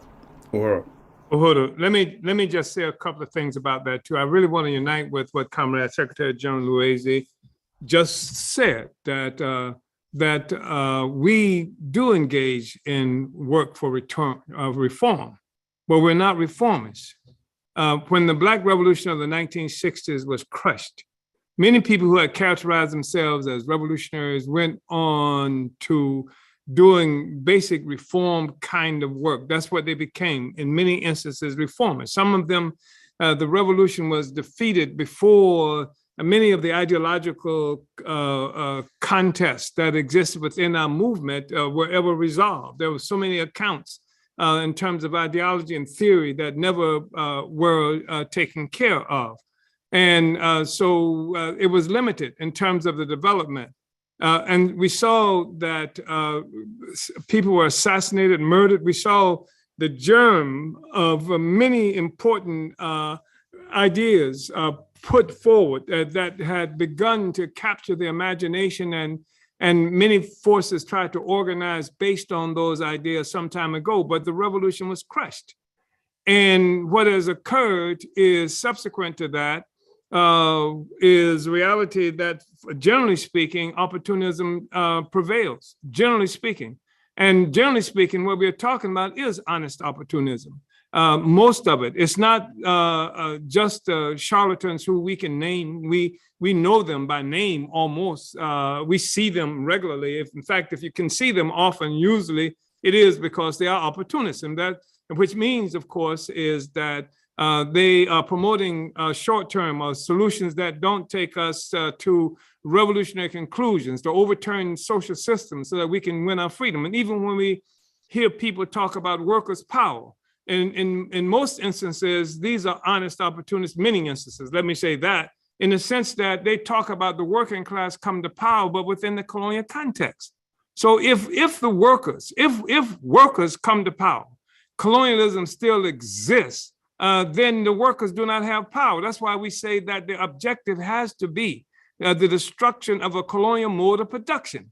So we can build organization, and we have. The African People's Socialist Party assumed the responsibility not only to lead to the revolutionary movement in terms of absolutes, but even as it talks about reform. The struggle for reform has to happen under revolutionary leadership. The party did that. The party created entities around the questions of women, around the question of basic democratic rights, because that's something that people will naturally, normally go to, around the question of workers. That's been discussed even during this process here. So that discussion happens, but it happens under the leadership of the party. So the objective is revolutionary conclusions to overturn the colonial mode of production, because that's the only way we are ever going to, the people, the world will ever know genuine liberation, genuine freedom. That's the stuff that clears your mind up and put us on the correct course toward the ends that can mirror freedom. And the reality is that when we talk about this, we're talking about the existing political economy has to be destroyed. You're talking about even the concept of a gross domestic product. We're talking about destroying it. What is a domestic product? Except recognition of the fact that the colonizer has carved up the world in a certain way and built these little economic entities and enclaves around the world that compete with each other in many ways. So a gross domestic product is something that occurs and develops within the context of the colonial mode of production. It has to go. And this is going to be the thing that liberates the world, liberates the productive forces of the peoples of the world, so that it's a whole new social system altogether. It has to go. And that's something that needs to be understood. And it's frightening to a lot of people who call themselves revolutionaries and communists and what have you, because they can't think beyond the existing social system. And that's like the idea of destroying that for them is like suicide. And it is true. It is suicide. And that's what we are calling on, especially the colonizer who supposedly on the side of the oppressed to commit national suicide, the destruction, to become actively involved in destroying a political economy that's based on extraction of value, forced extraction of value from those of us who are colonized. I think it's really important for us to understand this. This is one of the most important things for us to understand. It's hard for people to get their brains around this question, even people who are in our party, even revolutionary forces, that we are not just fighting for this program. This program that we are dealing with right now in any given moment is a program that's part of a strategic effort to overturn the colonial mode of production, and our effectiveness doing the specific tasks that we have been assigned to will be measured not just by how good we are at carrying out that particular assignment, but how that assignment is connected to and furthers the interest of the whole struggle to overturn a colonial mode of production. That's the thing that's going to make us significant, and that's the thing that where you have to have a revolutionary party.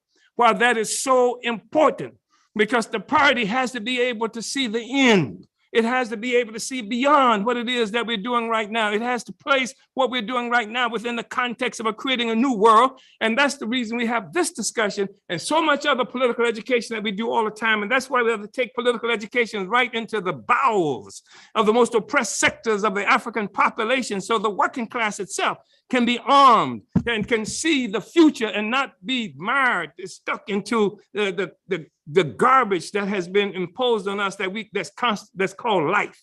We have to, we as the advanced attachment have the responsibility of taking the masses of the working class beyond the immediacy, we will destroy even the concept of the so-called domestic, whatever it is, however it's characterized. We have to have a whole new world. That's what we are fighting for. The white man became God and defined the world. Everything that we look at is coming as a consequence of colonialism and colonial definition. Even such things as nations, as they are understood and defined, came about as that. We have to be slayers of this God. We have to destroy. What do you call those people who destroy the idols? How they iconoclasts? Is that what they're called? We have to do that. We're saying that this monster has clay feet. We can destroy it, and that's what it is, our responsibility. And this is frightening to a lot of people, even people who are worse oppressed. Harriet Tubman have to carry a gun because it was a new world she was trying to take Africans who were enslaved to.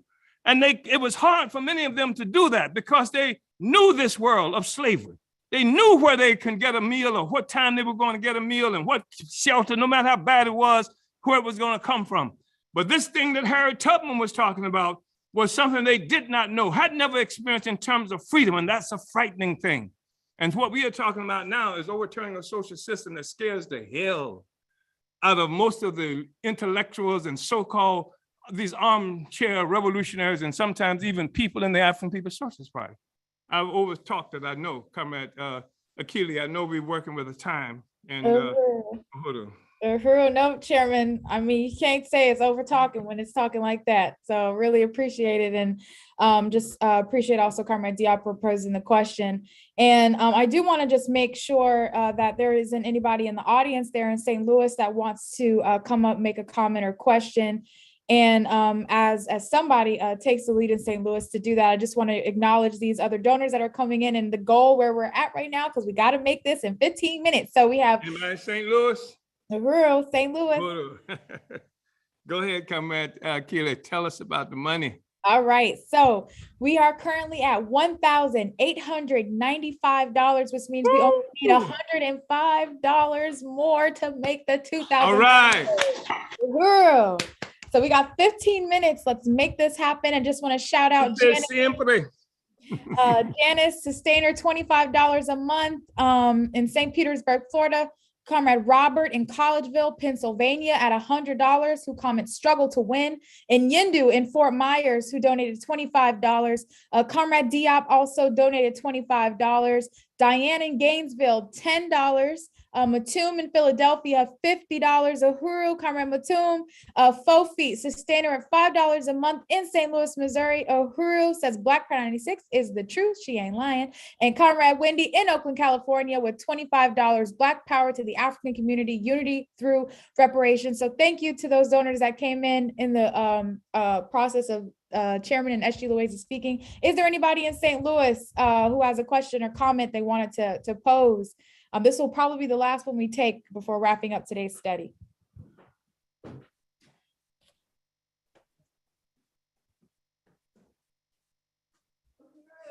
Director Keeley, I really want to appreciate this program today. It was very powerful to get the report from Ecuador on the ground and to, just all the analysis that's been given that. And I just wanted to ask you to say a little bit more about this indigenization that you talked about, like how that might be, is that kind of like how Haiti was when Haiti won its revolution, or just, and what does that mean for the colonizer? Well, what it does mean is the colonizer loses power. This whole notion of how people can be given legal access to land, the people from whom the land was stolen will be given legal access to some land, when the theft of the land was the critical aspect of the oppression and exploitation of the indigenous people. So that doesn't work for us, and that is part of this whole process of looking at a substitute for the revolutionary objective that has to come. That's the part of how we have to begin to reimagine the world differently from what how it has been translated to us by our colonizer. So the colonized cannot accept, must never be able to accept rule by the colonizer. We must not be able to accept that. And so the colonial mode of production has to be destroyed, which means the colonized has to come to power. And it means also that our allies, if they are genuine allies, unite with the struggle for the colonized to come to power. That is even power over them. That's a part of what we call committing national suicide. Marx and others like to talk about class suicide. We're saying that the class question is concentrated in the colonial contradiction. So that's part of what it is that we are talking about. And that it also has to mean we're looking at the borders throughout the Americas, just like the borders in what we call the Middle East, just like the borders in what we call Africa. These are borders that were created by the colonizer.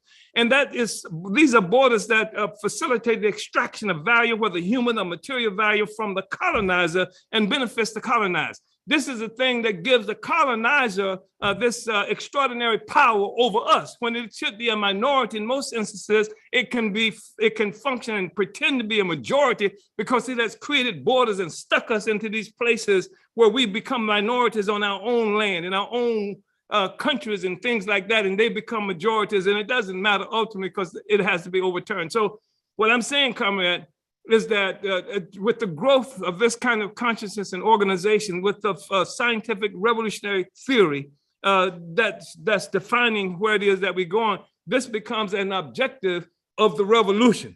It becomes an objective of the revolution, and it means that it sweeps away everything that's in its way that frustrates that, but it does so in a way, just like we're talking about, that gives an opportunity to friends of the revolution, to real people who really support the revolution, for revolutionaries, for people who call themselves communists and socialists, to really become communists and socialists by uniting to destroy the basis, the actual economic base of colonialism.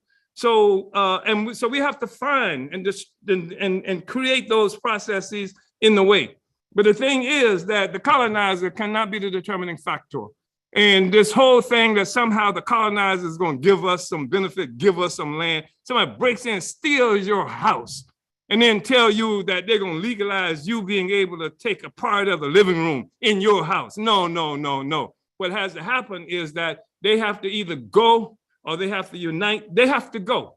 And part of going can mean that they unite with the colonized. And this is what Fanon talks about. The colonizer must die. And colonialism must die. To destroy colonialism kills the colonizer and it kills the colonized as well, because colonialism is the basis for the existence of both. Uhuru.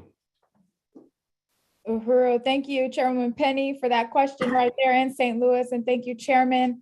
We've got about a few minutes left, but I am willing to keep it a little bit longer as long as we make this goal. So we are at $1,920. We have $80 more to raise. We have an additional donor to thank, Comrade Paula in Philadelphia, with $25, Uhuru Paula. So that's $80 left.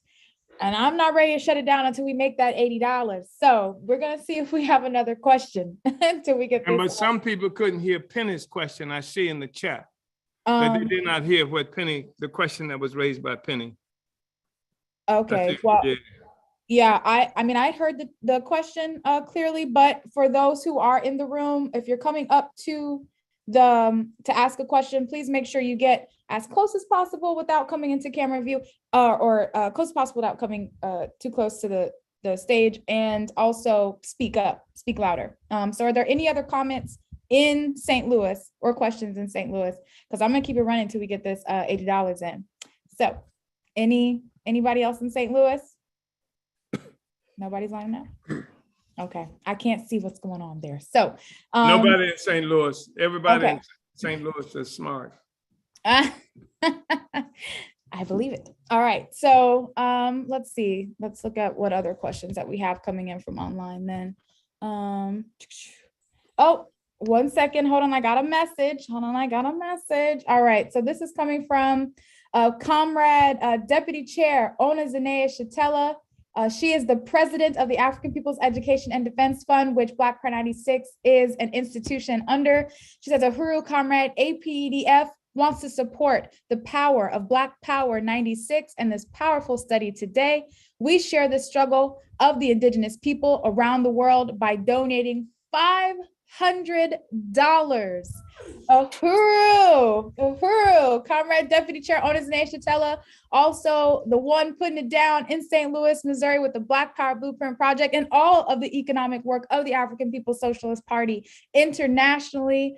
That's our Deputy Chair Uhuru with $500 donating today to the Omali Taught Me show. Just really want to salute and appreciate the leadership of Deputy Chair and taking us well over the goal today.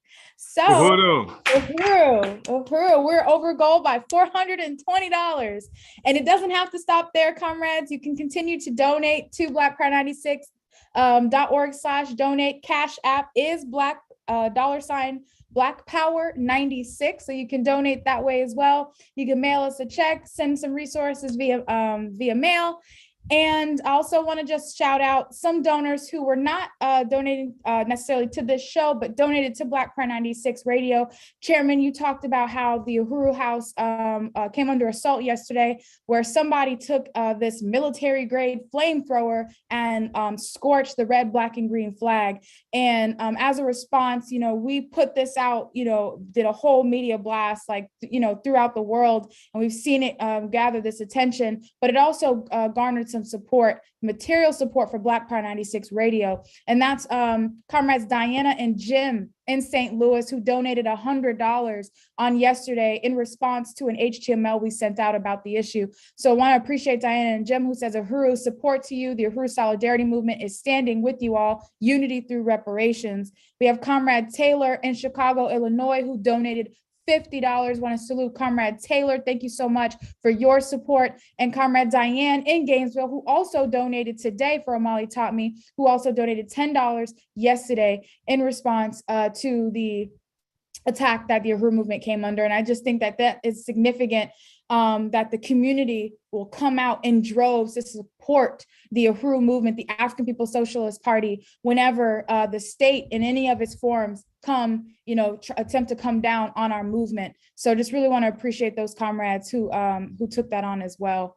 So with that being said, now that we are well over our goal, I want to go ahead and just turn it over to Secretary General Luwezi Kinshasa and then Chairman Omali Yeshitela for closing remarks for today's study. Uhuru.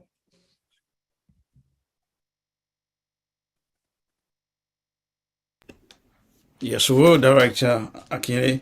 I just want to once again just to thank you for this incredible program, and also to thank Chairman Omali Yeshitela, the leader of African Nation, the leader of African Revolution, for providing this leadership relentlessly over 50 years. It's incredible.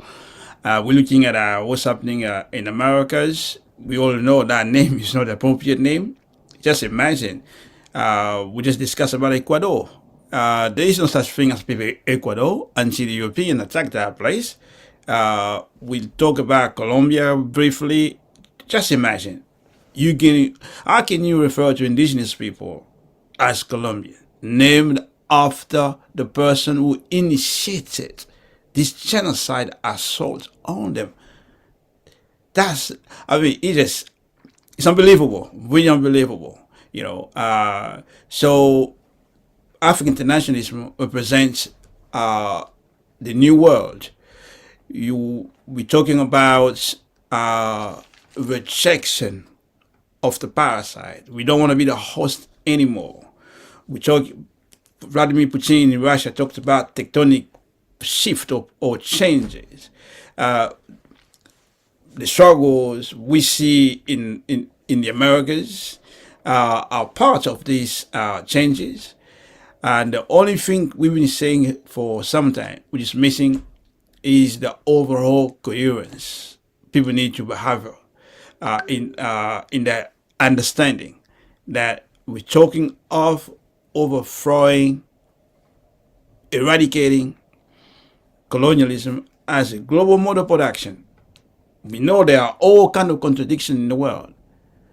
But if you want to solve the problems once for all and issue and usher in, bring in a new world order that will be based on the power of those who produce the wealth in society everywhere. You have to unite with African internationalism. If you're African, you have to join today. If you're not, you can. If you're a colonizer, you go join solidarity today. I read a little statement about what's going on in the world, particularly in Ecuador. They say it can't go on anymore, and we unite with that. Colonialism can't go on anymore. They bring it out. Or Uhuru. I want to express appreciation to Comrade Brother Secretary General Luwezi Kinshasa for participation in this discussion. And all of the people who are here in the Uhuru House now for the study that we did today. And to Comrade Director Akile Anayi for overseeing this production, which is extremely important. I want to recognize the significance of the members of the African People's Socialist Party. Generally speaking, wherever you are, and specifically and especially right now, those of you who are in St. Louis, where we are engaging in an extraordinarily intensive struggle with the objective being to take power, to really engage our oppressors in the most serious battle. Now that it has clearly exposed and revealed itself to be on his deathbed, that we have assumed this responsibility, and much of it is concentrated right here in St. Louis. And I want to express appreciation to the party and the Uhuru movement in general terms right here in St. Louis, and specifically to Uhuru Solidarity Movement, to African People's Solidarity Committee. And I want to say that, again, we started off with me saying this anyway, that our objective here is not just to put on a good show for somebody. We're not entertainers. Our objective is to further the revolution, to build the party, to consolidate the party. For those of you who are in the party, to reinvigorate you, to have you come to a deeper, more determined understanding about what it is that we do, about your own significance in history at this critical moment. And it is a critical, dire moment for the social system that oppresses and exploits us and kills and maims and peoples all around the world. And even worse than that, destroys their capacity to love themselves and affects what people might even characterize as their souls. This is what we are taking on. And also, I want to remind people that part of what this discussion should help us to understand as African internationalism, we're digging a deeper understanding in that we are taking off layers and layers of ignorance and a narrative that's been created by our oppressors. And part of what should be happening through these discussions, what we should give people confidence to recognize and understand is that that the colonial mode of production is what gave, which is what achieved.